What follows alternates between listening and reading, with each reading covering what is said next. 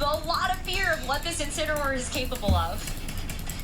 Right, protects itself despite the Incineroar on the other side being -2, and kind of doesn't get much out of that negative momentum turn that Alex had. Right? Alex forced to switch to Ursaluna there, has a -2 Incineroar, but gets away with it free, right? They both just end up with Golden Go and Incineroar on the field, and the only advantage being, fake out available for Lorsi and -2 attack with the Incineroar on the other side, but the Golden Go's on even footing up against each other. We haven't seen the Golden Go's on the field at the same time as each other yet, so we haven't learned about their speed really. Electric Terrestrialization on Ursaluna in game 1, but when you see two Golden Go's facing each other down, you're often very tempted to quickly press that button, keep your own Golden Go safe. You can't afford to take a Shadow Ball, you can't afford to take a Flare Blitz or a knock. Really big Pokemon to get knocked out right away. It's a big trade, but the fact that the Golden Go on the other side was able to land the Shadow Ball first means that the Golden Go on Lorsi's side is still quite low, and Alex didn't have to spend his Terrestrialization to make this happen. That means he still has available for that really impactful electric Terrestrialization on Ursaluna. And part of the reason that Lorsi doesn't need to prioritize that is that his own Ursaluna is already quite low. You don't want to spend resources on a defensive Terrestrialization on a Pokemon already sitting at 35% health. But Alex has preserved his Ursaluna. It took the parting shot, took the yawn, but got off the field and back on the field. All of that is gone. All of that is in the past now. And Ursaluna still has Terrestrialization available, meaning it's not hugely threatened by this Golden Go on the other side. Golden Go now so low that it has to be worried about either Ursaluna. Probably not at this point worried about the Incineroar. If it's at -2 attack, you become a water type. But if Incineroar were to leave the field and come back in, you have to be worried about knockoff. And again, just being a KO despite being a water type. It's just so tough when this Incineroar is packing all of these different full HP Ursaluna. Yeah, Ursaluna feels like it's going to have a dominating impact on the rest of this match. That's going to start with taking very little from this Make It Rain, now resisting it as an electric type. And Golden Go is now so low. Not only is it going to drop its special attack, but it also takes a little bit of recoil from that Life Orb. And Rillaboom has to take a... First, but then after leftovers and Grassy Terrain, it's getting healthier. Golden Go now at -1 special attack will do even less damage on the next turn. It will be a Shadow Ball still. We saw the Shadow Ball in the last game. It's significant damage, but that was neutral. This is -1, so it's a little bit less. But it still looks like it might be able to get a knockout with a double up. But oh, it's going to be the high horsepower hitting the mark. So Ursaluna just gets knocked out to that double up.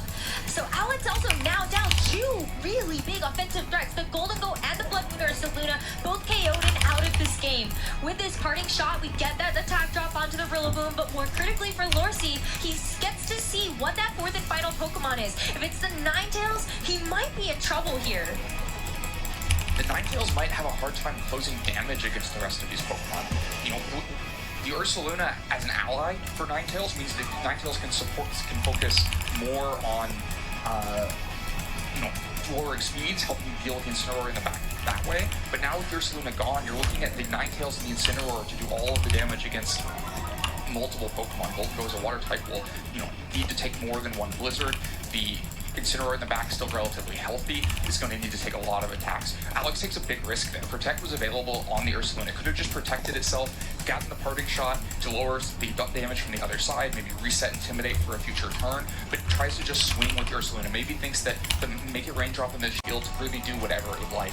Fake out pressure is impactful on this turn. You're either faking out Ninetales to break Focus Sash, maybe only temporarily if Grassy Terrain can recover it quickly, but maybe also important you can fake out Incineroar to protect Golden Go for another turn. Let it continue to get healthier and healthier.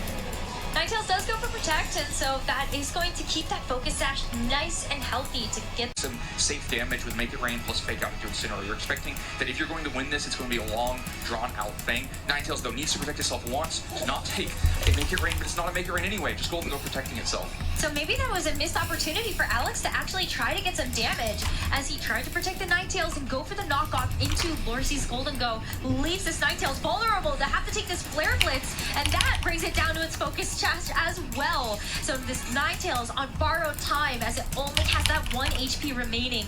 Lorsi still has 4 Pokemon to work with. Feels like this is wrapped up. Yeah, it feels like Lorsi continues to get further and further ahead. Now, of course, Ninetales vulnerable to Grassy Glide. In the future, the Incineroar may have problems with the Ursaluna. That's probably staining with Ursaluna remaining. But really, after that last turn of giving up that massive damage into Ninetales at a very low cost, the path is back on target. This Incineroar, you're kind of hoping if you're Alex that it's still able to secure a couple of knockouts here, but it's just such an uphill battle, especially because this Golden Go is continuing to chip away. High horsepower, and Alex lost that key piece and then just didn't have the damage, right? Was stuck with 2 Pokemon on the field, no ability to pivot. Incineroar, again, no real way to do damage to the Incineroar on the other side. And so then we just had several turns for Loisy to very safely kind of close it out by mounting damage, not giving over Grassy, trying to let the Incineroar on the other side start healing, just kind of slowly dealing with those Pokemon.